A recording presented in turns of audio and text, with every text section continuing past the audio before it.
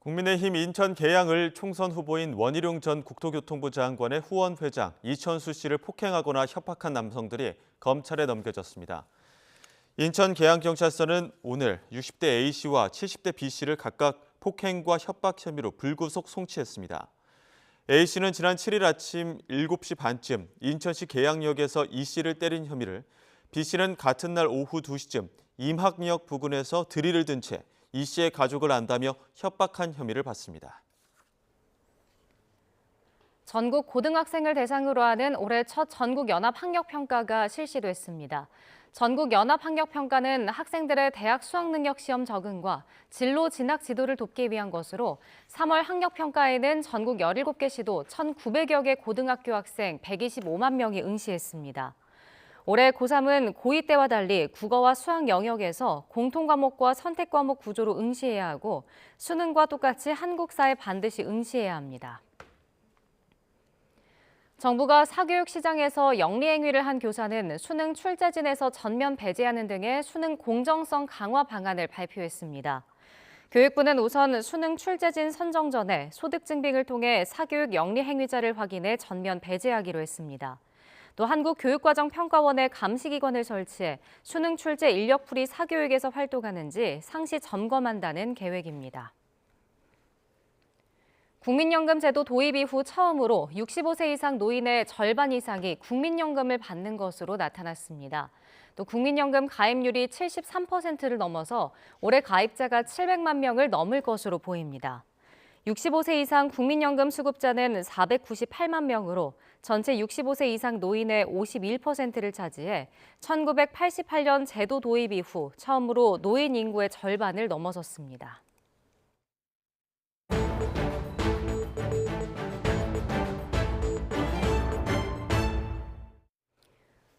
국내 대형마트 매출 규모 1위 이마트가 창사 이래 처음 희망퇴직을 받으면서 업계 전반이 술렁이는 분위기입니다. 중국 이커머스의 대규모 공세 속에 쿠팡은 3조 원 투자로 맞대응하는 등 유통시장은 매일 불꽃 튀는 경쟁이 벌어지고 있습니다. 취재기사 연결해서 자세히 들어보겠습니다. 김선희 기자. 네, 경제부입니다. 네, 이마트가 희망퇴직 공고를 낸 지 며칠 지났는데 지금 분위기는 어떤가요? 네, 이마트가 설립 이래 전사적으로는 처음 근속 15년 이상 직원을 대상으로 희망퇴직을 받고 있는데요. 회사 측은 특별 퇴직금과 생활지원금 등을 지급하며 나름 성의를 보였다는 입장인데 노조는 반발하고 있는 상황입니다. 한마디로 회사 경영은 제대로 하지 못한 상태에서 직원들에게만 희생을 강요하는 것은 부당하다는 건데요. 노조 측 얘기 직접 들어보시겠습니다. 실제로 저희가 5년 동안 이마트 직원이 5,000명이 줄었어요. 이런 상황에서 희망퇴직까지 더 한다면은 결국에는 현장에 남아있는 사원들의 노동 강도가 높아질 수밖에 없는 상황이거든요. 그런 부분에서 저희는 이번 희망퇴직을 반대한다라는. 실제로 이마트는 지난해 창사 이래 처음 연결 기준으로 469억 원의 영업 손실을 냈습니다. 자회사인 신세계건설의 부진 탓도 있지만 마트 영업이익이 27%나 감소하고 지마켓 등 온라인에서 적자를 낸 것이 원인이라는 분석입니다. 부진한 실적으로 최근 신용평가사가 이마트의 신용등급을 하향 조정한 것도 희망퇴직을 결정한 요인으로 풀이됩니다. 전문가들은 이마트가 G마켓과 SSG 마켓에서 계속 적자를 보는 등 몇 년 동안 온라인과 오프라인을 오가며 제대로 사업 방향을 잡지 못한 것이 적자로 이어졌다고 평가하고 있습니다. 네, 이마트가 아무래도 업계 선두이다 보니까 더 주목을 받고 있는 것 같은데 다른 대형마트들도 녹록지 않은 상황이라고요? 네, 그렇습니다. 이번 희망퇴직은 대형마트 업계의 경영난이 계속되며 어느 정도 예상됐습니다. 홈플러스도 적자폭을 줄이기 위해 안간힘을 쓰고 있고 롯데마트는 이미 지난해 3차례 희망퇴직을 받았습니다. 경영 악화가 이어지다 보니 대형마트 3사의 직원 수도 5년 동안 10,000명 넘게 감소한 상황입니다. 대형마트는 국내 소비시장에서 온라인 쇼핑 비중이 절반 이상으로 확대되고 1인 가구가 30%를 넘어서는 등 쇼핑 문화가 바뀌며 영업 환경이 계속 악화했습니다. 여기에 새벽 배송이 안 되고 휴일에 의무 휴업을 해야 하는 등 10년 넘게 지속된 규제에 발이 묶여 경쟁력을 찾기 힘들었습니다. 그러는 사이 쿠팡이 새벽 배송을 기반으로 급성장세를 이어가며 설 자리는 더 좁아졌습니다. 네, 지금 말씀하신 대로 온라인 시장이 확대되면서 이 쿠팡 등 이커머스 업계가 부상하고 있죠. 네, 이커머스 업계가 급부상하며 이른바 로켓 배송으로 성공한 쿠팡은 이마트를 뛰어넘어 매출 32조 원을 달성했습니다. 하지만 알리익스프레스와 테무 등 중국 이커머스의 무차별 공세가 계속되며 국내 이커머스 업계도 위기를 맞고 있습니다. 알리 이용자 수는 818만 명으로 3천만 명인 쿠팡에 이어 두 번째를 차지하고 있고 테무도 단 7개월 만에 580만 명을 기록하는 등 무서운 속도로 시장을 파고들고 있습니다. 알리익스프레스는 최근 한국에 1조 4천억 원을 투자해 물류센터를 짓겠다고 발표하고 앞으로 1,000억 원을 할인 지원하겠다고 밝히는 등 공격적인 마케팅을 벌이고 있습니다.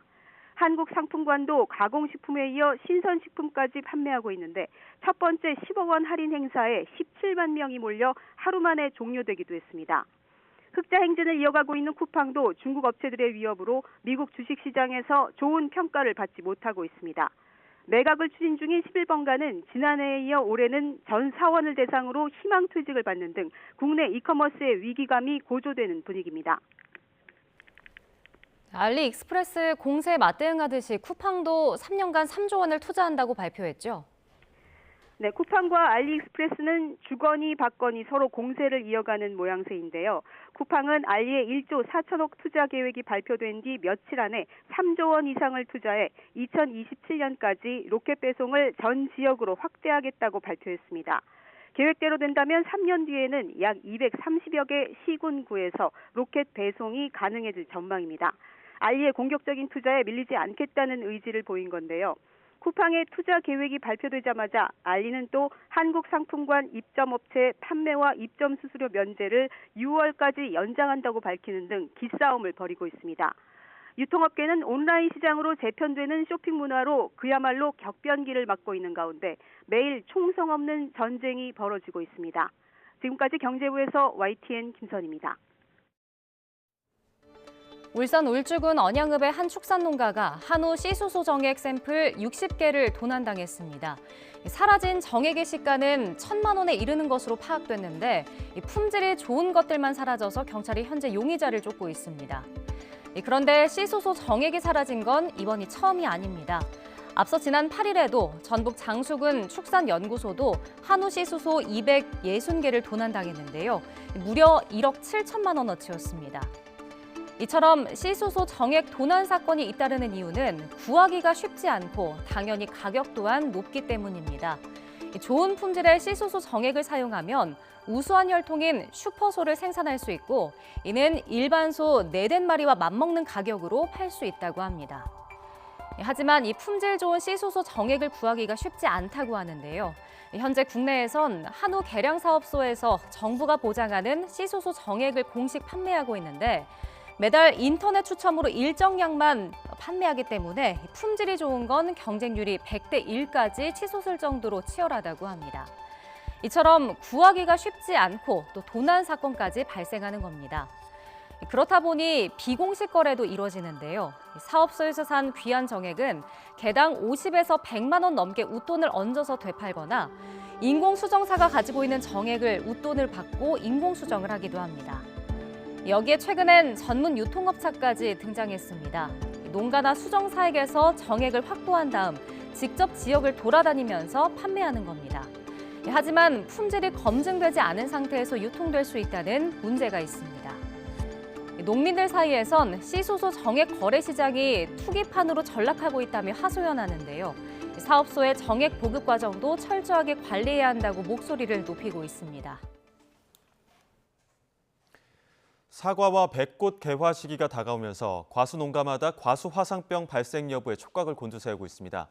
평년보다 따뜻했던 겨울로 올해는 과수 화상병 발생 가능성이 클 것으로 우려되는데요.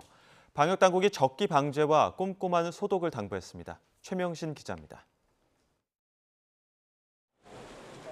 배나무 잎과 줄기가 마치 불에 탄 것처럼 검게 변하고 바짝 말랐습니다. 일명 과수 흑사병으로 불리는 과수 화상병입니다. 한 번 감염되면 치료 방법이 없는 데다 확산 속도가 빨라 수확량에 치명적인 영향을 미칩니다. 지난 2015년 국내에서 첫 발생한 뒤 매년 꾸준하게 피해가 신고되고 있습니다. 그런데 지난 겨울 평균 기온이 과수화상병 피해가 가장 심했던 2020년 상황과 비슷해 우려가 커지고 있습니다. 과수꽃 피는 시기가 최대 열흘가량 앞당겨질 것으로 전망되자 당국이 방역을 서둘러 줄 것을 당부했습니다. 병원균이 비바람이나 곤충을 통해 전염되는 만큼 개화기에 맞춰 제때 방제하는 게 중요합니다. 2020년 사과 농원이 초토화됐던 경험이 있는 서우범 씨는 농진청이 제공하는 과수화상병 예측 시스템을 활용해 사전 방제에 나섰습니다. 사과 산업이 완전히 끝날 수도 있지 않겠나 이런 생각이 듭니다. 그래서 우리 농가에서는 힘들지만 그 화상병 소독을 철저히 해서 더는 화상병이 번지지 않도록. 농진청은 이달 말까지 사전 방제를 반드시 맞춰주고 개화기에도 2번 이상 약제를 살포해 줄 것을 당부했습니다. 제일 위험한 시기 중에 하나가 바로 개화기입니다. 그래서 꽃이 펴 있을 때 그 방제를 하는 것이 무엇보다 중요합니다. 과수화상병 예방 지름길은 오로지 적기 방제뿐입니다. 예방 약제는 각 시군 농업기술센터에서 무료로 공급하고 있습니다. YTN 최명신입니다.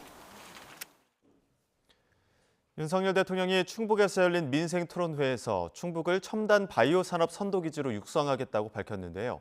충북도 이에 발맞춰 첨단 바이오 산업 발전 계획 등을 발표하고 본격적인 행보에 나서기로 했습니다. 이성우 기자입니다. 충북 청주에서 열린 민생토론회, 윤석열 대통령은 이 자리에서 첨단 바이오 산업의 중요성을 강조했습니다. 무엇보다 청주 오송이 국가생명과학단지 조성 이후 바이오 산업 규모가 2조 2천억 원으로 성장했다며 충북이 앞으로 첨단 바이오 산업 선도기지의 역할을 할 수 있도록 각종 지원을 약속했습니다. 올해 충북이 첨단 재생의료 글로벌 혁신 특구로 지정됐습니다. 앞으로 규제 특례와 재정 지원을 통해 특구의 병원과 기업들이 첨단 재생의료를 보다 자유롭고 신속하게 환자 치료에 이용할 수 있도록 하겠습니다. 정부의 지원 약속에 충청북도도 바이오 산업 육성에 본격적으로 나서기로 했습니다. 먼저 117만 평 규모의 절대 농지를 해제한 청주 오송 3산업단지 내에 교수 400명과 석박사 4,000명 등 5,000명 규모의 카이스트 바이오 메디컬 캠퍼스를 조성합니다. 또 이와 연계 운영할 예정인 AI 바이오 영재고도 2027년 개교에 맞춰 차질 없이 진행하기로 했습니다. 이를 통해 오송에서 연구는 물론 창업 등도 함께 할 수 있는 바이오 클러스터로 육성한다는 계획입니다. 오송은 보스턴의 켄달 스퀘어와 같이 산학 연관병은 물론 법률, 회계, 창업 등 다양한 관련 서비스 기관이 집적된 세계적인 바이오 클러스터로 발전할 것입니다. 이와 함께 충청북도는 바이오 산업 육성으로 교통 수요도 몰릴 것으로 예상해 청주공항의 여객터미널과 주기장 확장, 그리고 중부고속도로 6차선 확장 사업 계획도 함께 추진하기로 했습니다. YTN 이성우입니다. 프로야구 기아의 새 외국인 투수 네일의 환상적인 투구에 기아는 3연승을 달렸고 롯데는 4연패에 빠졌습니다. 네일은 광주에서 열린 롯데와의 홈 경기에 선발 등판해 6이닝 동안 삼진 9개를 솎아내며 5피안타 1실점으로 호투했습니다. 8대2로 승리한 기아는 개막 3연승을 질주했고 롯데는 개막 뒤 4연패를 당했습니다. 한화도 인천 원정에서 5와 3분의 2 이닝 동안 삼진 8개를 잡고 실점을 한 점만 내준 산체스 역투에 힘입어 SSG를 누르고 3연승 행진을 벌였고 두산도 수원에서 KT를 11대 8로 꺾고 3연승 대열에 동참했습니다. 창원에서 NC는 키움에 6대2로 승리했고 LG는 삼성과 연장 12회까지 치렀지만 승부를 내지 못하고 2대2로 비겼습니다. 종일 전국에 봄비가 내리고 있습니다. 서울에는 약하게 이어지고 있는데요. 이 봄비치고 많은 양이 쏟아지는 지역도 있습니다. 이 호우주의보가 내려진 제주도와 경남 남해안인데요. 이 지역엔 오늘까지 최고 80mm의 비가 오겠습니다. 그 밖에 남부지방에도 많게는 40mm, 서울 등 중부에는 5mm 미만의 비가 예상됩니다. 특히 경남 해안과 제주도에는 강풍주의보가 발효 중인 가운데 많은 비가 요란하게 쏟아질 수 있겠습니다. 안전에 유의해 주셔야겠고요. 중부에서는 비의 양은 적지만 황사가 섞인 흑비의 주의가 필요하겠습니다. 오늘 비가 내리면서 낮 기온이 예년 수준을 밑도는 곳이 있겠습니다. 서울 14도, 대전 12도, 대구는 13도 보이겠습니다. 이 비는 오늘 퇴근길 무렵부터 점차 잦아들겠고요. 비가 그친 뒤에도 황사가 계속 유입되면서 밤부터 중부지방을 중심으로는 공기가 탁해지겠습니다. 금요일인 내일은 황사가 전국에 영향을 미칠 것으로 보입니다. 미세먼지용 마스크 챙겨주셔야겠고요. 비가 온 뒤에도 날씨는 계속해서 포근하겠습니다. 날씨였습니다. 이상으로 뉴스 앤 이슈 마치겠습니다. 잠시 후 더 뉴스가 방송됩니다. 시청해주신 여러분 고맙습니다.